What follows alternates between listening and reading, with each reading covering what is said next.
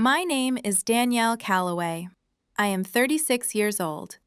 4 years ago, my mother posted a message in our family group chat telling my brother and my sister that I was no longer a member of the Prescott family because I turned down a full scholarship to Georgetown Law and enlisted in the United States Army instead.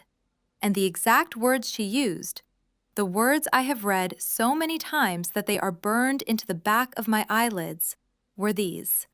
She chose to play soldier over everything we built for her, and I don't claim her as my daughter anymore.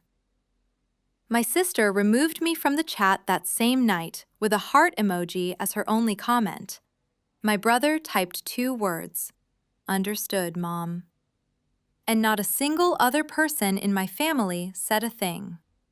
Last month, that same woman showed up uninvited to the ceremony where the governor of Georgia placed the Army Meritorious Service Medal around my neck, wearing Chanel from head to toe, and tried to walk onto that stage beside me as if she had been proud of me all along.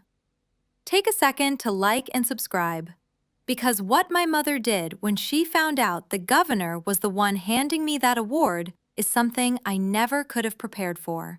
And I need you to hear it from the beginning. Growing up, the Prescott family was the kind of family that other people in our Atlanta suburb pointed to when they wanted to describe success. My mother, Judith Prescott, 63 years old, a retired senior vice president at Pfizer's Atlanta division, the kind of woman who measured every person in her life by the title on their business card and the neighborhood they could afford, had spent her entire adult life building an image so polished you could see your reflection in it, and she expected her children to be part of that shine. She wore her Hermes scarves like a uniform, always draped across her shoulders in muted tones that whispered money, even though our money was barely a generation old, and her membership at the Brookhaven Country Club cost more per year than what a junior enlisted soldier brings home in 12 months. My sister, Victoria Prescott, 40 years old, a senior partner at McKinsey & Company in Atlanta, the kind of woman who posted photos of her Cartier watch casually resting on mahogany conference tables and her perfectly manicured nails wrapped around champagne flutes at charity galas in Buckhead, and every Thanksgiving she would update us on her latest client engagement as if the rest of us were supposed to applaud the billable hours. My brother, Garrett Prescott, 42, an orthopedic surgeon at Emory Healthcare, drove a Mercedes G-Wagon that he parked in the most visible spot at every family gathering, and had a wife who collected designer handbags the way some people collect stamps, methodically, obsessively, always hunting for the next limited edition piece that would make the other wives at the hospital gala look twice. And then there was me, the youngest, the one who did not fit the family portfolio. I was a United States Army officer, a captain at the time, stationed at Fort Stewart, Georgia, 250 miles from my mother's pristine colonial revival in Buckhead, living in base housing that could have fit inside my sister's walk-in closet. My government-issued sedan had 140,000 miles on it. My boots had more wear than my sister's entire shoe collection, and my uniform did not come with a designer label. But here is what nobody ever mentioned at those country club brunches. My mother had 2 successful children, a McKinsey partner and an Emory surgeon. Not 3, never 3. I did not choose the Army because I could not do anything else. When I graduated high school, I had a 4.1 GPA and a full scholarship offer to Georgetown Law, the same kind of prestigious path my sister had taken a decade before when she went to Wharton. My mother had already told every woman at the club. She had already framed the narrative. My youngest is going to be a lawyer. Georgetown, top 14, the whole thing. But I had spent that summer volunteering at a youth leadership camp on Fort Benning through an ROTC outreach program, working with military kids whose parents were deployed. Kids who had been told their whole lives that they were just Army brats and would never amount to much. There was a girl named Keisha, 14 years old, who had moved 11 times in 12 years and been told by her last school counselor that maybe college was not realistic for someone with her background. By August, she had written a personal statement that made me cry in the parking lot after I read it. That was the moment I knew. I called my mother that night to tell her I was declining the Georgetown scholarship and enrolling in ROTC at the University of Georgia instead. That I was going to commission as an Army officer. That I wanted to serve. The silence on the other end lasted 17 seconds, I counted. "You are throwing your life away," she finally said, her voice so flat it could have cut glass. "For what? A government salary and combat boots?" She did not come to my commissioning ceremony. Said she had a conflict, a garden party at the club that same weekend. My sister sent a card with a check for $50 and a note that said, "Good luck with your little career in the military." I cashed the check because I needed gas money for the drive to my first duty station. But I never forgot the message underneath those words. You chose wrong. You chose less, and we will never let you forget it. I did not choose to be underpaid. I chose to serve my country. To my mother, those two things were exactly the same. The exclusion did not happen all at once. It crept in slowly, the way water finds the cracks in a foundation nobody bothered to inspect. Thanksgiving 2018. I had driven 250 miles from Fort Stewart to my mother's house in Buckhead, arriving in my dress uniform because I had come straight from a unit function and did not have time to change. When I walked into the dining room, I found my place card at the small folding table in the corner, the one they had set up for my sister's stepchildren and my brother's toddler nephew. "Oh, honey, we just ran out of room at the main table," my mother said, adjusting her pearl earrings without looking at me. "You don't mind, do you? You're so good with children, after all. That is basically what you do for a living now, isn't it?" I was 28 years old. I was a commissioned officer in the United States Army, and I was sitting at the children's table in my own mother's house while my sister and brother took their places at the head of the room like royalty. Christmas that year was worse. I had spent 3 weeks making my mother a shadow box with my father's old Korean War-era service pin inside it, the one my grandmother had kept in her jewelry box for 40 years, mounted alongside a handwritten letter about what family service meant across generations. When she opened it, she held it up, smiled, and said, "How military." Then she turned to my sister, who had gifted her a Chanel clutch, and spent the next 20 minutes raving about the leather, the hardware, the craftsmanship. My shadow box ended up in the coat closet. I found it there 2 months later, still in the tissue paper, the letter I had written folded and stuffed back inside as if it had never been read. But the final blow before the real blow came on her birthday in early 2019. I called to ask what time dinner was. "Oh, sweetheart," she said, her voice dripping with the kind of regret people practice in the mirror before they use it. "The restaurant only had 6 seats available. Your father, your brother and his wife, your sister and her date.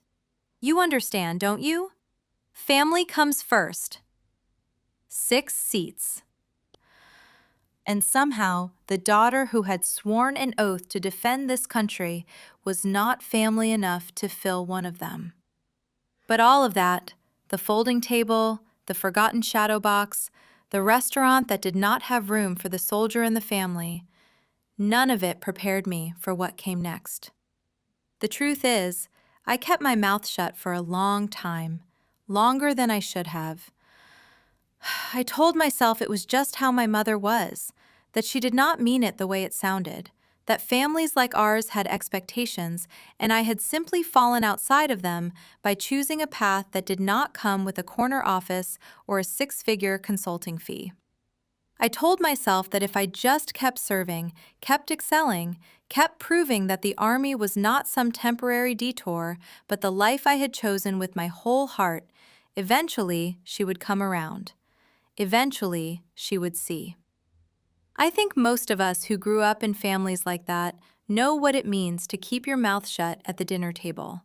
Not because you have nothing to say, but because you have learned that saying it costs more than it is worth.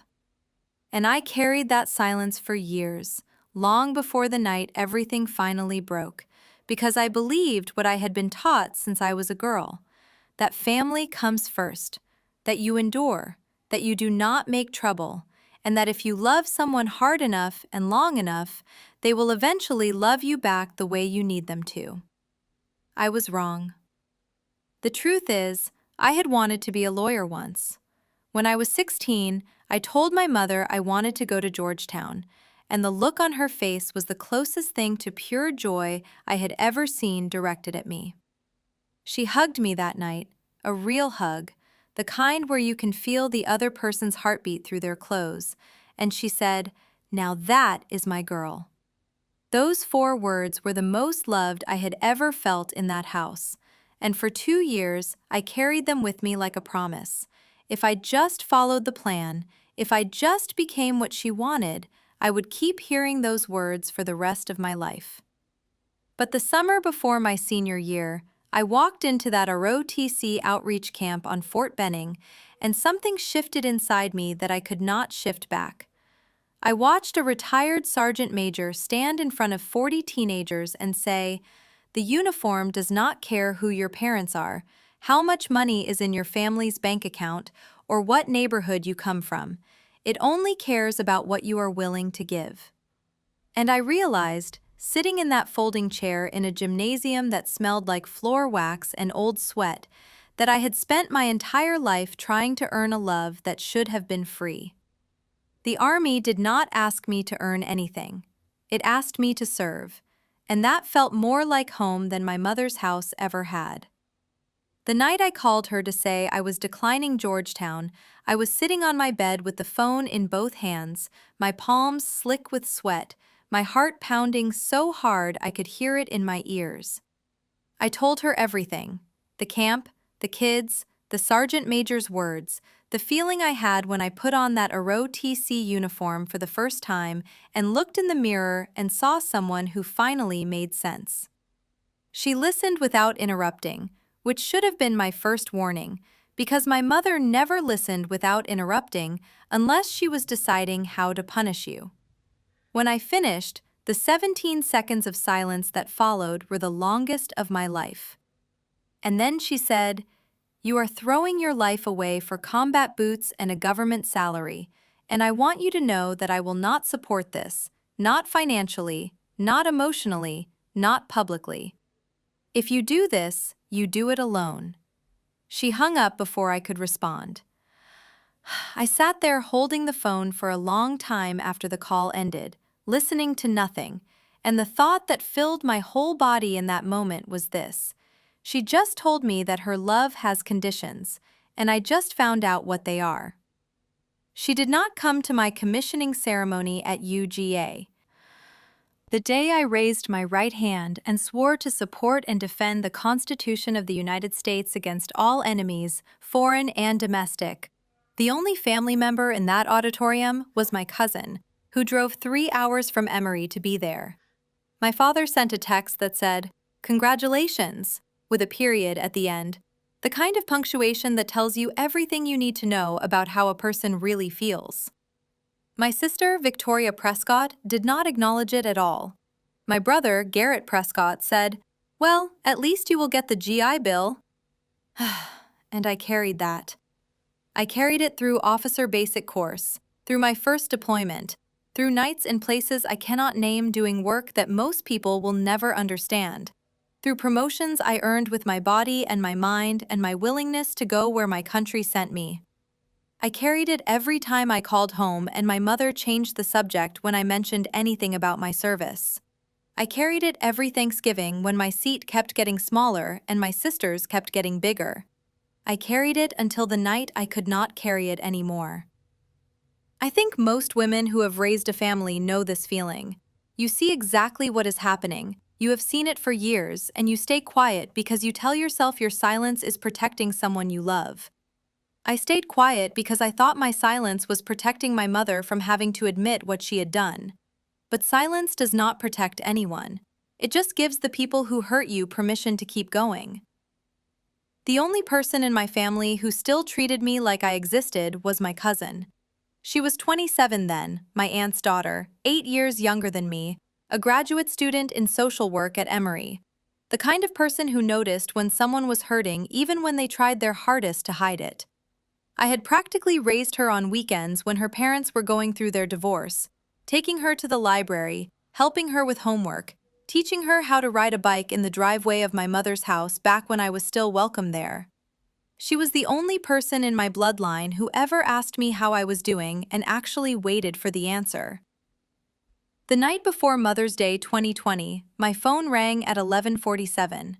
My cousin's name lit up the screen. When I answered, her voice was shaking in a way I had never heard before, and she said, "I need to tell you something, and I do not know if I should, but you deserve to know." My stomach dropped. She told me to check my WhatsApp, to look for the family group chat, the one my mother had created 3 years earlier to coordinate holidays and birthdays, and all the rituals that families use to prove to themselves they are still a family. I opened the app. The chat was gone. I had been removed. My cousin told me that my mother had asked my sister to do it the week before, but my sister, Victoria Prescott, had only gotten around to it that night. And then the screenshots started arriving on my phone, one after another, each one landing in my chest like something heavy falling from a height I could not see. The first was my mother's message, posted in the group at 8:32 that evening. Reminder, Mother's Day dinner at the Capitol Grill, 7 sharp. All my children will be there. All my successful children. She chose to play soldier instead of going to law school. I don't claim her anymore. Please don't mention her name tomorrow. Below it, my sister had replied with a heart emoji. Just a heart. No protest. No hesitation. No, wait, that is our sister. Just a heart. The digital equivalent of a shrug. My brother's response was 2 words. Understood, Mom. That is what I was worth to him. 2 words and total compliance. And not a single other person in that chat, not my father, not my aunt, not anyone, had pushed back. My cousin was the only one who thought to warn me. I sat on the edge of my bed in base housing at 2 in the morning, reading those words for the 47th time, still looking for a sentence that might mean something different, still hoping my own mother hadn't written what I knew she had written. If you've ever had to read something that changed your whole life in a single paragraph, tell me if this sounds like someone you know, like, and subscribe. Because what my cousin sent me next made the betrayal even deeper than I thought it could go. By sunrise, I had made a decision of my own. If my mother wanted me gone, I would be gone, completely, on my own terms. But I would not forget, and I would not delete those screenshots. Some things you keep forever, not because you want to look at them, but because you know one day you might need to prove they happened. 6 months after that Mother's Day, my cousin called with updates I had not asked for. "Your mom tells everyone at the club that you were separated from the army for misconduct," she said, her voice tight with something between anger and disbelief. "She is telling people you were discharged, some kind of conduct issue, and that the family is very disappointed but they do not discuss it publicly." I put the phone down on the counter and stared at the wall of my kitchen for a long time. My mother had not just erased me, she had rewritten me. She had taken my service, 14 years of it, 2 deployments, commendations, promotions I had earned with everything I had, and turned it into a lie so ugly that anyone who heard it would assume I had done something shameful. She could not simply say her daughter was a soldier and she was proud. She could not even say her daughter was a soldier and she was not proud. She had to invent a version of me that justified her decision to cut me out, a version so damaged that no one would ever think to ask why she had really done it. But that was not all. My cousin told me something else that night. Something quieter, but in some ways worse. Your mom cleared out your old bedroom, she said. Turned it into a guest suite. Your Drock trophies, your commissioning photo, your high school yearbooks, the family pictures from the hallway. She threw all of it out. Your aunt saw the boxes at the curb on trash day. I did not say anything for a long time. There is a specific kind of pain that comes from learning that someone has thrown away the evidence of your existence. Not hidden it, not boxed it up in the attic, but put it on the curb with the garbage as if the years those objects represented meant nothing. As if the girl who won those trophies and wore that uniform and smiled in those family photos had never been real at all. My mother had not just removed me from the family chat. She had removed me from the family home.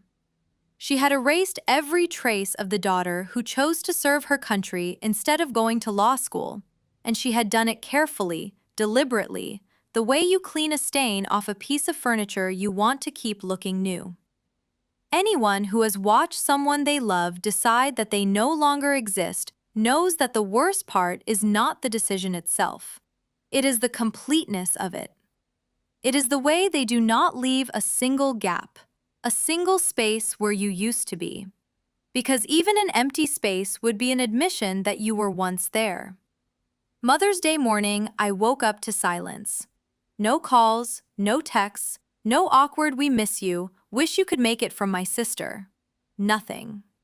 For the first time in 30 years, I did not send my mother flowers. I did not call to wish her a happy day. I did not drive 250 miles to sit at a corner table while she pretended the chair where I was supposed to be had always been empty. I made myself coffee in the small kitchen of my base housing unit. I pressed my uniform for Monday, and I went for a run along the perimeter road at Fort Stewart while the Georgia sun turned everything gold and the Spanish moss hung from the oaks like something left behind by a world that moved on without it. And I let go. Not of the pain stayed, but of the idea that I could ever earn my way back into a family that had voted unanimously to let me disappear. The years that followed were the quietest and the fullest of my life. I threw everything I had into my work, into my soldiers, into being the kind of officer who showed up for the people under her command the way nobody had ever shown up for me.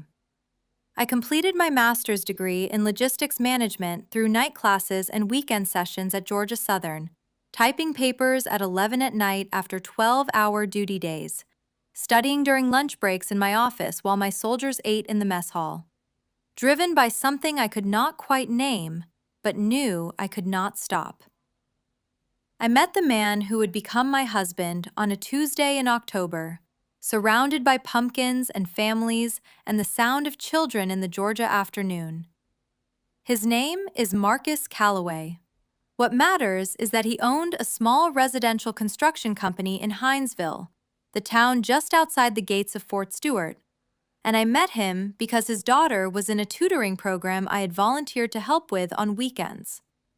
His wife had passed from cancer the year before, and his little girl, 5 years old, golden-haired, gap-toothed, and absolutely convinced that the world was good because nobody had told her otherwise yet, had attached herself to me with the kind of fierce, uncomplicated love that children give to the people who make them feel safe. That man saw me. Not my rank, not my family name, not the gap in my history where my mother's love should have been. Just me, the woman standing in front of him in a t-shirt and running shoes, helping his daughter sound out words on a Saturday morning. And when I told him the truth about my family, when I said, "I don't have one," or "they decided they don't have me," he did not ask for details. He did not push. He handed me a cup of coffee he had made without being asked, the way people who truly see you always seem to know what you need before you say it. And he said, "Family is not always blood, Danielle. Sometimes it is the people who show up when everyone else leaves. 2 years passed like pages turning in a book I was finally writing for myself. In 2022, my husband and I got married under the old live oak tree behind his house, with his daughter as our flower girl and a handful of friends who had become the family I never thought I would have. I officially adopted his daughter that same year.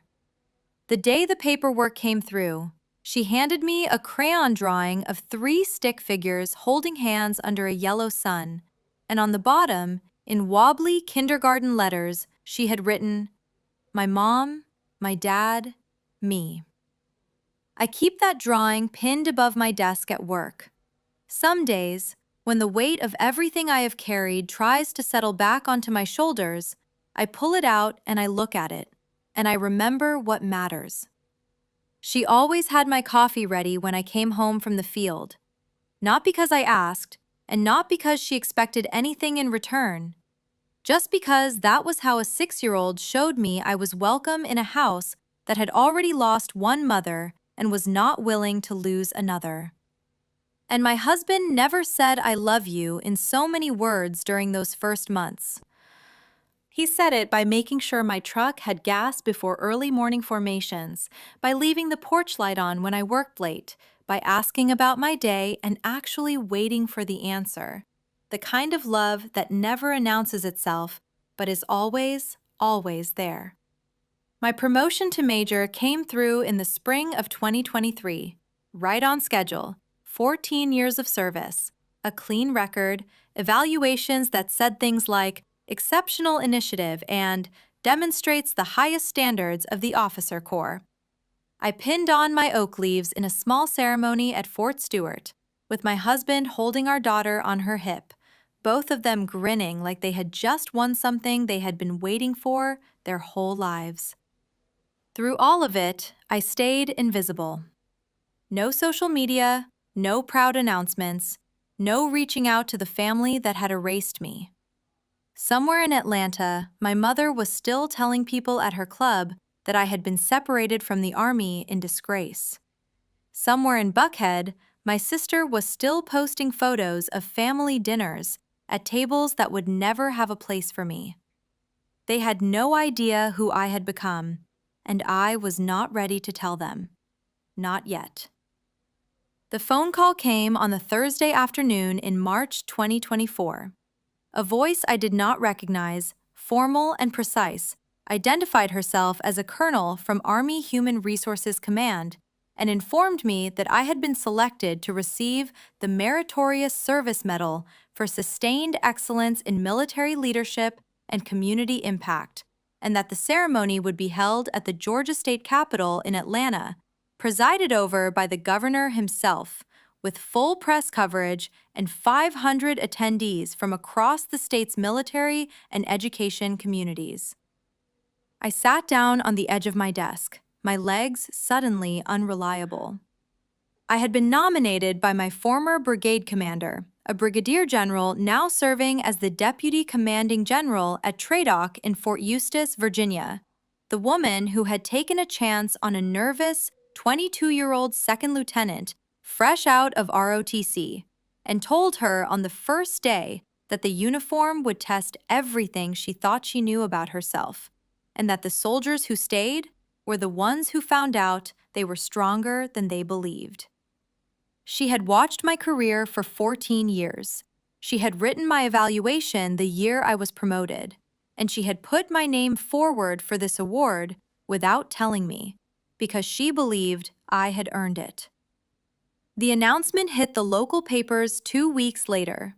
Local Army officer selected for state-level Meritorious Service Award.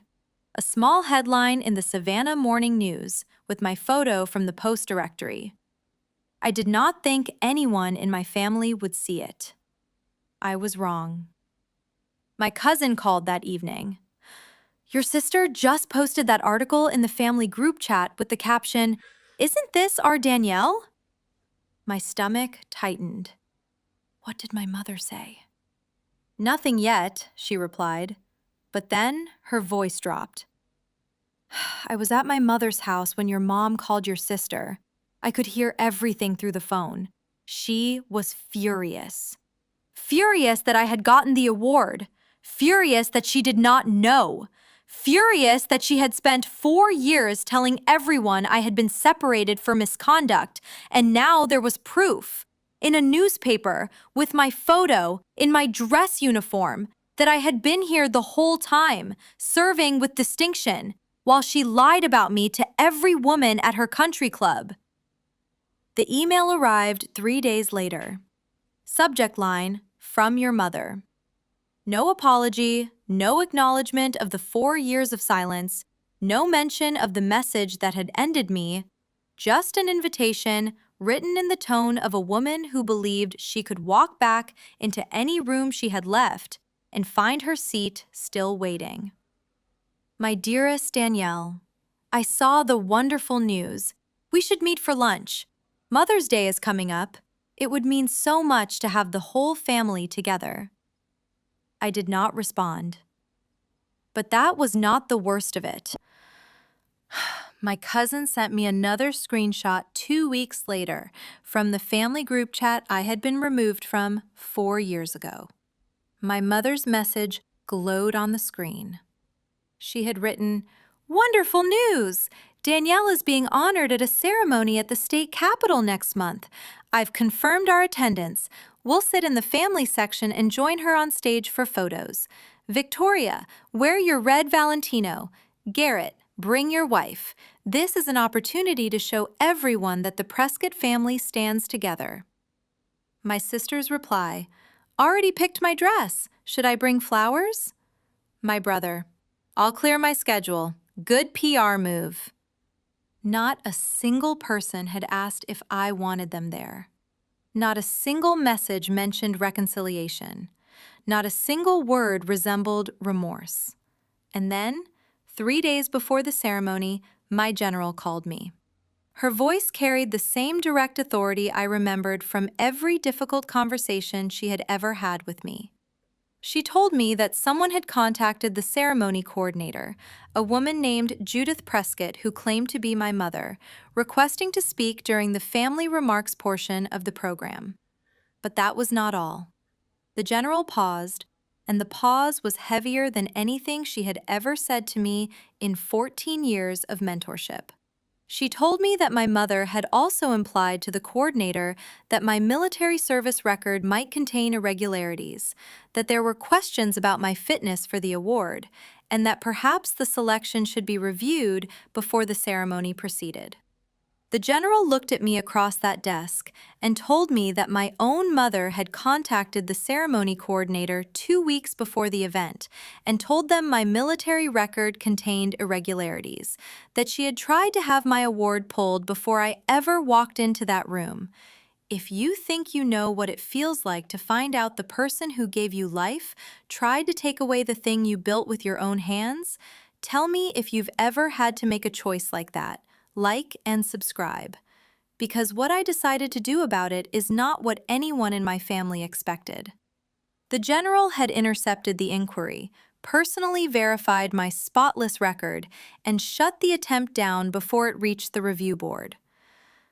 She told me that in 30 years of military service, she had seen a lot of things that tested her faith in people. But a mother trying to destroy her own daughter's career to protect a lie she had been telling at a country club was not something she had encountered before. She said, "You earned this, Danielle. Nobody gets to rewrite that story but you." When I hung up, my husband was standing in the doorway of our kitchen. He had heard enough. "She tried to have your award taken away," he said. It was not a question. "She tried to have it taken away," I confirmed, and the words felt like something I was saying about a stranger, about a person in a story that could not possibly be mine. My husband shook his head, not in surprise, but in the heavy, tired confirmation of everything he had always known about the woman who had discarded me.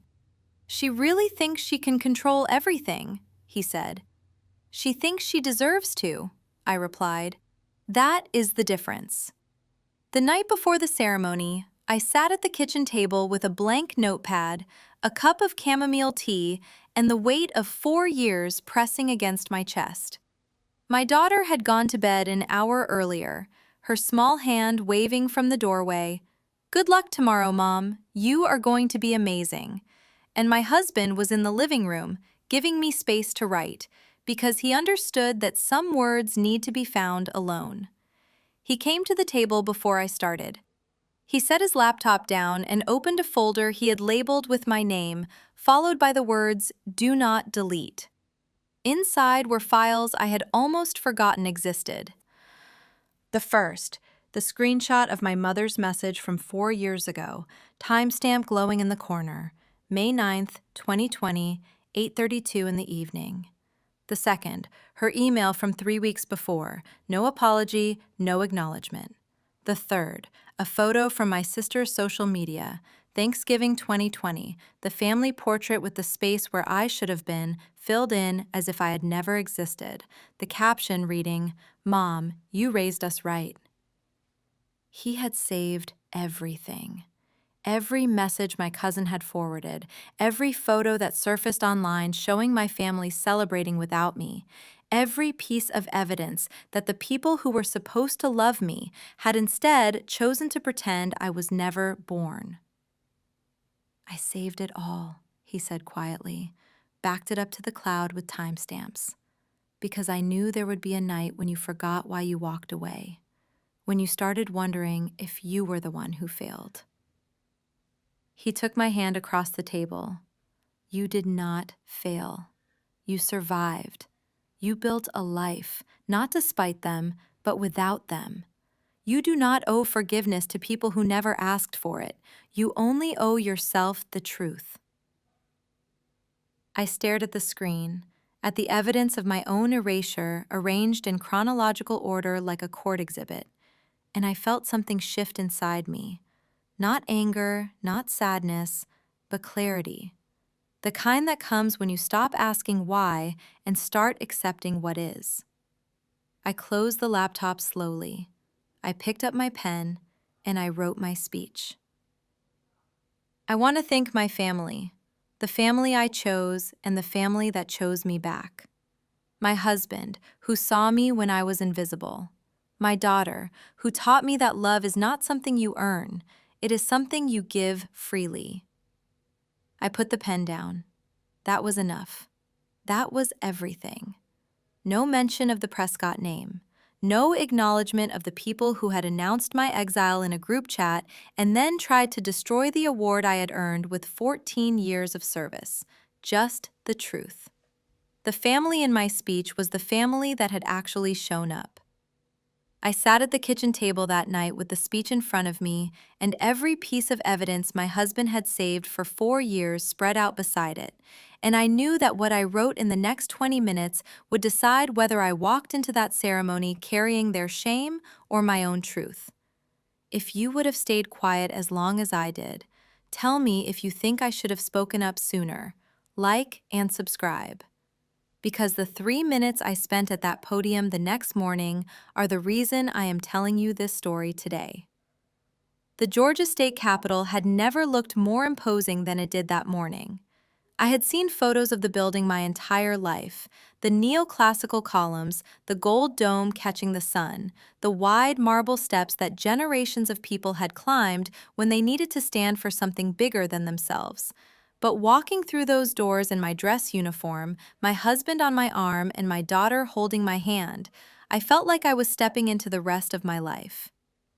500 chairs arranged in precise rows inside the ceremony hall, every one of them filled with military officers, veterans, community leaders, educators, and 3 news crews recording everything.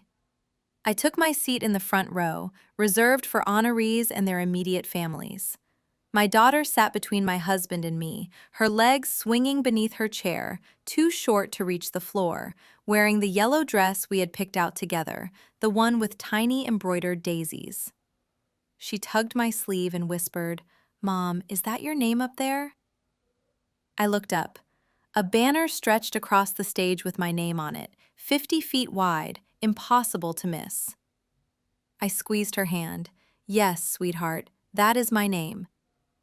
Behind me, I heard them before I saw them. My mother's voice carried across the hall with the same practiced authority she used to command waiters and silence conversations at dinner parties. "Excuse me, that is my daughter up there. Yes, the honoree. I need to be in the family section." I kept my eyes forward. I did not turn around. From my peripheral vision, I watched them arrive like a delegation. My mother, Judith Prescott, in cream Chanel, pearls at her throat. My sister, Victoria Prescott, in that red Valentino dress she had mentioned in the group chat. My brother, Garrett Prescott, in a suit that cost more than a sergeant's monthly pay, his wife trailing behind in designer fabric. They swept into the second row directly behind us, and I heard my mother, to the woman beside her, "I am her mother. I raised that girl. Everything she is, she owes to me." My general walked to the podium and introduced me. She talked about my 14 years of service, my deployments, my mentorship programs, my leadership. She said, "Danielle Calloway did not have her path handed to her. She built everything herself, her career, her education, her family." And then the camera panned to my husband and my daughter. Not to my mother, not to my sister in her red dress. To the family that mattered. I walked to the podium on legs that felt steadier than I expected.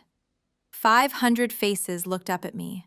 Cameras recorded every breath. And in the second row, 4 people in designer clothes waited for an acknowledgement they believed they had earned by showing up. I thanked my colleagues, my general, my commanding officers, the soldiers who had served beside me. And then I said the words I had written the night before. I want to thank my family, my husband, who believed in me when I had stopped believing in myself. My daughter, who reminds me every single day what unconditional love looks like. I stopped. That was the list. Behind me, a chair creaked. Heels clicked against marble. My mother's voice rang through the hall.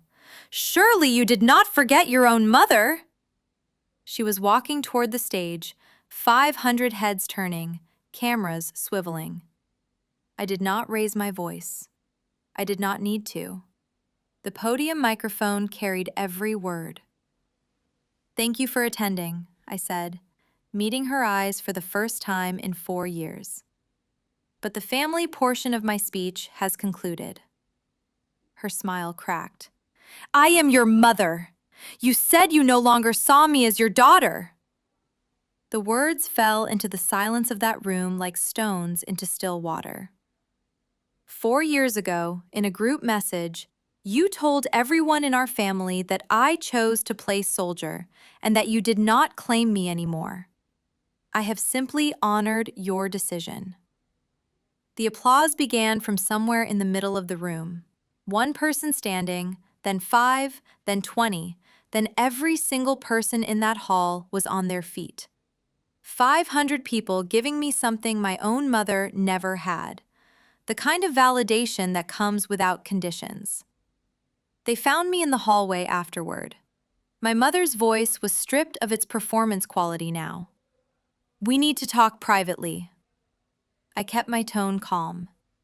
"If you have something to say, you can say it here." She said I had humiliated her. I told her I had stated a fact. I showed her the screenshot that had lived in my phone for 4 years, the timestamp, the words, the heart emoji from my sister, the understood from my brother. "There is no other context," I said. My brother tried his calm, reasonable voice. "Think about this from a PR perspective. The video is going viral." I held up my hand, the simple gold band my husband had placed there. "I have not had the Prescott name in 2 years. I am a Calloway now." I turned to face my mother one last time. She looked smaller somehow. The cream Chanel hung differently. The pearls seemed less certain. 4 years ago, you made a choice, I said, enough that only she could hear. You chose your image over your daughter. You chose the opinions of women at a country club over a child who loved you. Her lip trembled, the first crack I had ever seen. I could have carried that forever, I continued. But here's what I learned. Carrying it would mean you still controlled my life. And you don't. Not anymore. I turned to my sister. You asked if I think I am better than you. I do not. I just think I deserve to be loved without conditions. And I found that somewhere else. To my brother. You were worried about the family name, but names are just words. Family is showing up. You did not show up for 4 years. You do not get to start now. My husband's hand found my back. My daughter pressed against my side. Goodbye, I said. I hope you find whatever it is you are looking for, but you will not find it with me. My mother resigned from the club's social committee within a month. My sister deleted every family photo from her social media after someone in her comments asked if she was the sister who responded to her mother's cruelty with a heart emoji. My brother went silent entirely, telling relatives the situation had been blown out of proportion. The careful, curated image my mother had spent 63 years building came apart in 3 minutes on a stage she was never invited to share. 6 months later, I learned what peace actually feels like. Not the absence of noise. Our farmhouse was never quiet. My daughter practicing piano with determined imperfection. My husband arguing with the lawnmower in the yard. The dog barking at squirrels he would never catch. But the stillness underneath it all. The kind that comes from knowing exactly where you belong. Every Sunday morning, I have my coffee on the back porch before anyone else wakes up. And the only sounds I hear are the ones I choose to let in. The birds in the live oaks, the neighbor's wind chime, the distant hum of the highway carrying people to places they need to be. And the phone does not ring with news I am afraid to hear, because the people who matter are already inside this house, asleep and safe and mine. A letter arrived from my mother, handwritten on her monogrammed stationery. She said she had been wrong. Not upset, not taken out of context. Wrong. She said she was sorry for every day I spent believing I was not enough. I read it twice, folded it carefully, and put it in the kitchen drawer beside my daughter's crayon drawing. I do not know what I will do with it, but for the first time, I do not need to know yet. Some answers find you when you stop looking for them, and I have learned to be patient with the things I cannot rush. If this story meant something to you, share it with someone who needs to hear it today, and like and subscribe, because there is always someone right now sitting in a quiet house somewhere, carrying something their own family said to them years ago that they have never told another person. And maybe hearing this will help them understand that the people who were supposed to love them are not the only ones who ever will.